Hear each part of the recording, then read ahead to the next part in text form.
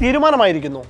Indian 2020 ക്രിക്കറ്റിലൊരു തലമുറ മാറ്റം. വർഷങ്ങളായി ഇന്ത്യയെ നയിച്ച, ഇന്ത്യക്കൊരു ലോകകപ്പ് സമ്മാനിച്ച സൂര്യകുമാർ യാദവിനെ 2020 ക്യാപ്റ്റൻ സ്ഥാനത്ത് നിന്ന് നീക്കാൻ BCCI തീരുമാനിച്ചു. ശ്രേയസ് അയ്യരെയാണ് സൂര്യകുമാർ യാദവിൻ്റെ പിൻഗാമിയായി തീരുമാനിച്ചിരിക്കുന്നത്. ഔദ്യോഗിക പ്രഖ്യാപനം ശനിയാഴ്ചയുണ്ടാകും. അയർലൻഡ്, ഇംഗ്ലണ്ട് പര്യടനങ്ങൾക്കുള്ള ടീമിനെയും പ്രഖ്യാപിക്കും. വൈസ് ക്യാപ്റ്റൻ്റെ കാര്യത്തിൽ വ്യക്തതയില്ലെങ്കിലും യുവതാരം തിലക് വർമ്മയ്ക്ക് തന്നെയാണ് നറുക്കു വീഴുക. സൂര്യകുമാർ യാദവിൻ്റെ ക്യാപ്റ്റൻസിയിൽ ഏറ്റവും മികച്ച പ്രകടനം ഇന്ത്യ നടത്തിയിട്ടുണ്ട്. പക്ഷേ വ്യക്തിഗതമായി ഏറ്റവും മോശം സമയത്തിലൂടെയാണ് സൂര്യ കടന്നുപോയത്. തുടരെ അവസരങ്ങൾ ബാറ്റിംഗ് ലഭിച്ചിട്ടും അത് മുതലാക്കാൻ സൂര്യയ്ക്കായില്ല. സഞ്ജു സാംസന്റെ വ്യക്തിഗത പ്രകടനങ്ങൾ കൊണ്ട് മാത്രമാണ് ലോകകപ്പ് ഇന്ത്യക്ക് നേടാനായത്. പ്രായവും എതിരായതോടെ സൂര്യയെ നീക്കാൻ തന്നെ BCCI തീരുമാനിക്കുകയായിരുന്നു.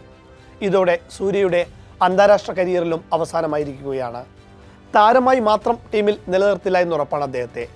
ഏറെ വൈകി ഇന്ത്യൻ ടീമിലെത്തി 360 ഡിഗ്രി ബാറ്റിംഗ് ശൈലിയിലൂടെ ആരാധകരെ സൃഷ്ടിച്ച സൂര്യ 2020 ബാറ്റർമാരിൽ 1-ാം റാങ്കിലും എത്തിയിരുന്നു.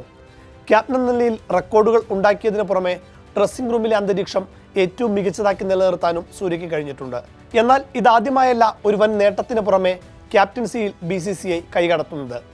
2025 ചാമ്പ്യൻസ് ട്രോഫി നേടിക്കൊടുത്ത രോഹിത്തിനെ അടുത്ത പരമ്പരയിൽ നിന്ന് ക്യാപ്റ്റൻ സ്ഥാനത്ത് നിന്ന് മാറ്റിയിരുന്നു.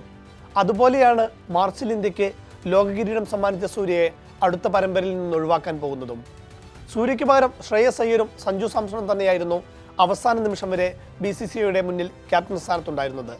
മുഖ്യപരിശീലകൻ ഗൗതം ഗംഭീർ സഞ്ജുവിനെ ക്യാപ്റ്റനാക്കണമെന്ന നിലപാടിലായിരുന്നു.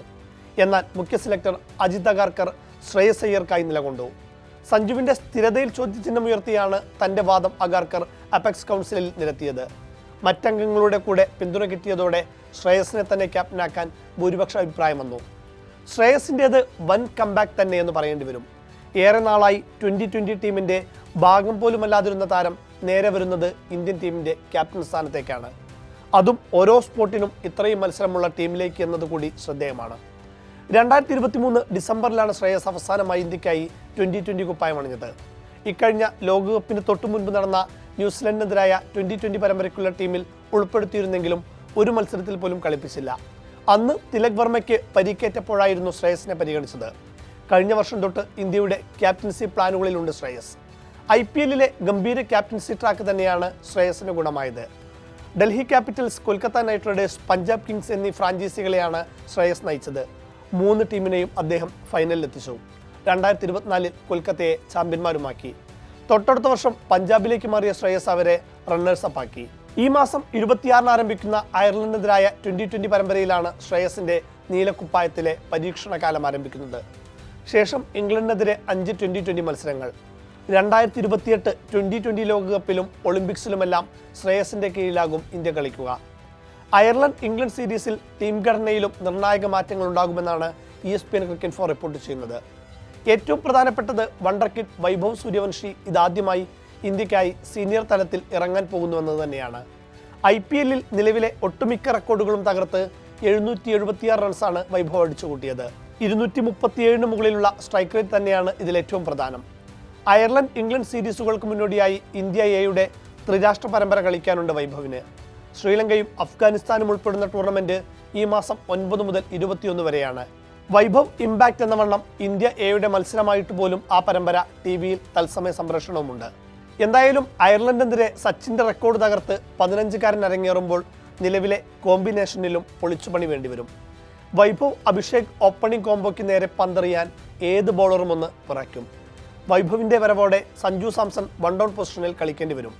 നിലവിൽ 1 ഡൗണിൽ കളിക്കുന്ന ഇഷാൻ 4-ാം നമ്പറിൽ കളിക്കും. മുഷ്താഖ് അലിയിൽ ഉൾപ്പെടെ 4-ാം നമ്പറിലും 5-ാം നമ്പറിലും കളിച്ചിട്ടുണ്ട്. അവിടെ തിളങ്ങിയിട്ടുമുണ്ട് ഇഷാൻ. 5-ാമതായി ക്യാപ്റ്റൻ ശ്രേയസ് അയ്യരെത്തും.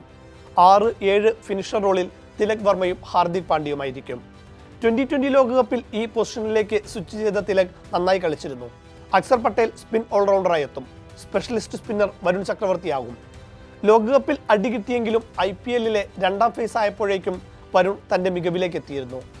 ജസ്പ്രീത് ബുംറയ്ക്കും മുഹമ്മദ് സിറാജിനും വിശ്രമം അനുവദിക്കാൻ സാധ്യതയുണ്ട്. അങ്ങനെയെങ്കിൽ അർഷ്ദീപ് സിംഗും പ്രിൻസ് യാദവുമായിരിക്കും പേസർമാരായി ഉണ്ടാവുക.